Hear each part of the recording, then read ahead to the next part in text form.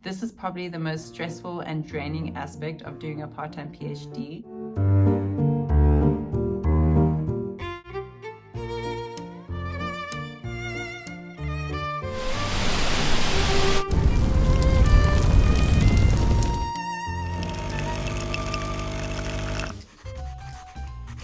Sign number one, you're injured, mentally or physically. Because let's face it, the part-time PhD lifestyle is not exactly high on self-care. In fact, based on research, there's probably nothing darker than doing a PhD. Never mind a part-time PhD. Long hours at your desk, little to no time to exercise, and the constant strain of balancing everything can really take its toll on you. Maybe it's back pain or wrist strain or burnout creeping in. Whatever it is, it's a sign to start prioritizing your mental and or physical health. So even if it's just a short walk or a stretch session, take the time to do something to build the habit of looking after yourself during your PhD. Sign number two, your weekends are for research. While your friends are out brunching or binge watching Netflix, you are in your sweatpants researching. It can create a huge gap between you and your besties because they simply don't understand the time pressure that you're under and what you're dealing with, especially if you also have a family. So be tolerant with any peer pressure coming from your besties because at the end of the day, they're just missing you and want to see you. Which brings me to my next warning sign. Sign 3, you speak the secret language of isolation, and this is definitely a warning sign. As a part-time PhD candidate, the number of people in your social circles that can understand or relate to what you're doing dramatically declines as you go along. Well, at the beginning of your journey, you probably try your best to explain your PhD to your friends and family. Near the end, you're probably mentioning it in 1 or 2 sentences with very little joy or enthusiasm. Sign number 4, email attachment. And this is also a warning sign. During my part-time PhD, the most commonly checked app on my phone was Gmail. Nothing screams a part-time PhD student than someone constantly checking their email, trying to reply while getting to work or buying groceries. And even though I finished my PhD 6 months ago, I still struggle to close my Gmail. Sign number 5, you can work anywhere at any time.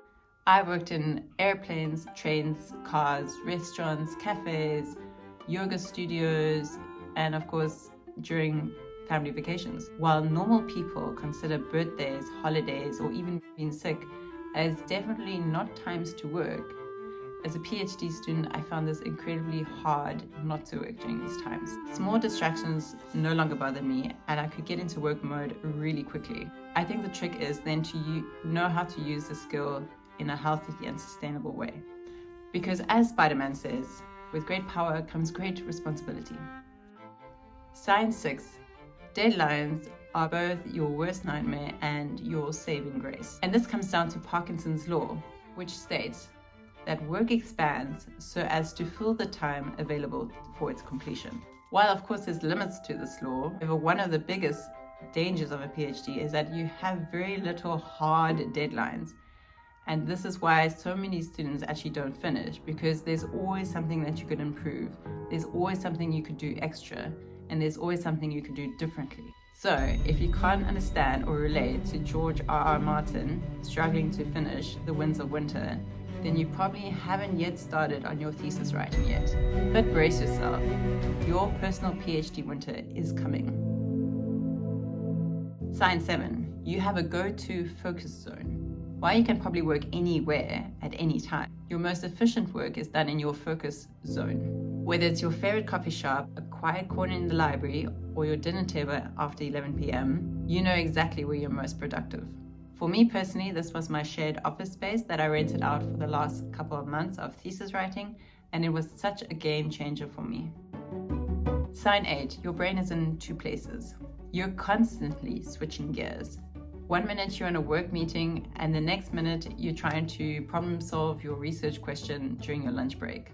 This is probably the most stressful and draining aspect of doing a part-time PhD, and the main reason why anyone who's done a part-time PhD will not recommend this way. I personally found that my stress levels decreased dramatically once I started being very conscious about planning my day. I mentioned this in the video here where I talk about how I journal, and having a clear plan about what I can do in the day helped me set more realistic expectations of what I could actually achieve. And this is a practice I still use today for helping me balance work and family life. Number 9, imposter syndrome hits hard during a PhD. Not only do you feel like you're not good enough for your PhD, you also don't feel good enough for your work or your family or everywhere in between. So what I did was I tried to focus on doing the PhD work, because I just figured out that the people that are going to tell me that I'm not good enough are my supervisor and the examiners. That's their job, it's not my job. So I just tried to focus on my actual work in front of me.